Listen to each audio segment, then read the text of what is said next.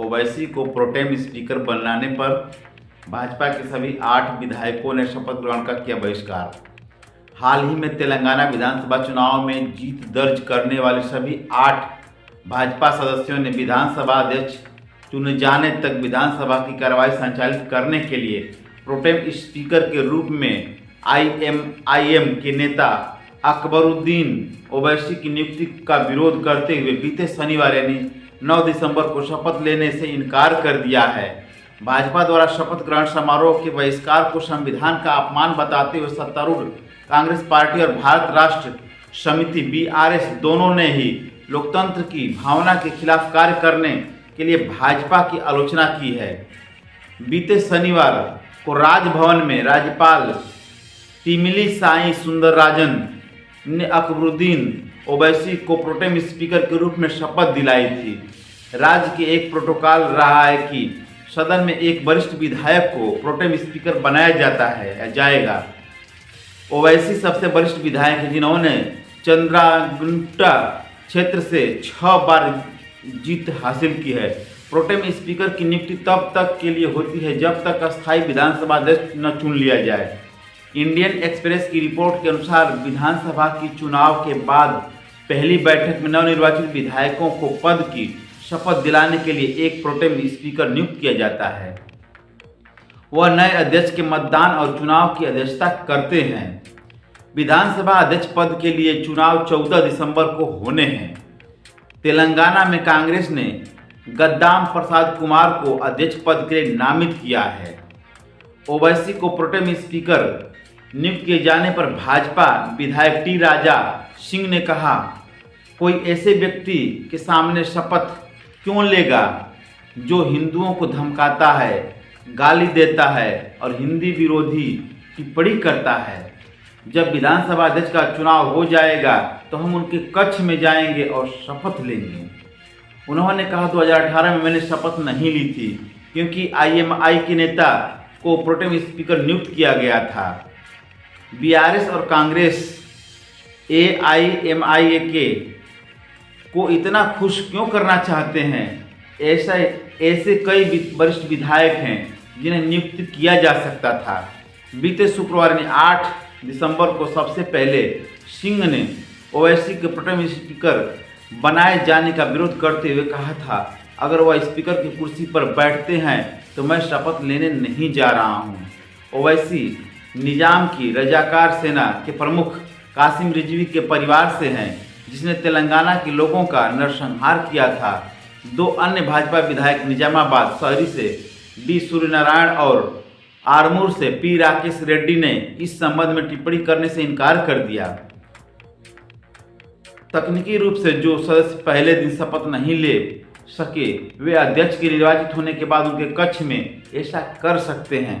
BRS के प्रवक्ता doctor D Shravan Kumar ने कहा कि टी राजा सिंह और अन्य भाजपा विधायक एक खराब मिसाल कायम कर रहे हैं। उन्होंने कहा, एक बार जब आप निर्वाचित सदस्य बन जाते हैं और विधानसभा में प्रवेश करते हैं तो आपको अपनी धार्मिक भावनाओं से निर्दिष्ट नहीं होना चाहिए।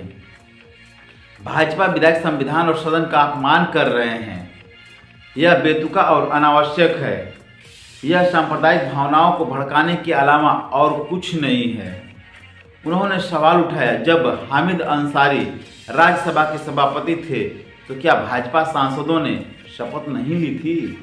कांग्रेस नेताओं ने संविधान का अपमान करने और सदन में धर्म को लाने के लिए भाजपा विधायकों की भी आलोचना की। तेलंगाना प्रदेश कांग्रेस कमेटी टीपीसीसी के मुख्य प्रवक्ता सी किरण कुमार रेड्डी ने कहा, स्पीकर या प्रोटेम स्पीकर एक संवैधानिक पद है। यह एआईएमआईएम पार्टी को नहीं दिया गया है, यह एक वरिष्ठ विधायक को दिया गया है। यह विरोध दर्शाता है कि वे भाजपा विधायक यानी लोकतंत्र और संविधान के खिलाफ हैं। बीआरएस सुप्रीमो के चंद्रशेखर राव और उनके बेटे कार्यकारी अध्यक्ष केटी रामाराव शनिवार को विधानसभा सत्र में शामिल नहीं हुए और अब तक शपथ नहीं ली है। बीते 29 नवंबर को हुए विधानसभा चुनाव में भाजपा नेता टी राजा सिंह गोशा महल की तीसरी बार जीत दर्ज की थी। उनके अलावा सिरपुर से डॉक्टर पी हरीश बाबू, आदिलाबाद से पी शंकर, निर्मल से ए महेश्वरी रेड्डी, मुधोले से रामाराव पवार, आरमूर से पी राकेश रेड्डी, कामारेड्डी से के वेंकटेशन और निजामाबाद शहरी से डी सूर्य कुमार ने भाजपा के टिकट पर जीत दर्ज की है। हैदराबाद में रहने वाले सिंह के अलावा अन्य 7 विधायक शनिवार को हैदराबाद आए, लेकिन शपथ ग्रहण का बहिष्कार करने का फैसला किया। उन्होंने आपत्ति जताते हुए राज्यपाल को ज्ञापन भी सौंपा। इसमें उन्होंने लिखा है कि यह दुर्भाग्यपूर्ण है कि नवनिर्वाचित विधानसभा की शुरुआत में ही प्रक्रियाओं, प्रोटोकॉल और मिसालों का घोर उल्लंघन हो रहा है। संविधान के अनुच्छेद 188 के अनुसार विधानसभा में सबसे वरिष्ठ सदस्य को प्रोटेम स्पीकर के रूप में नामित किया जाना चाहिए।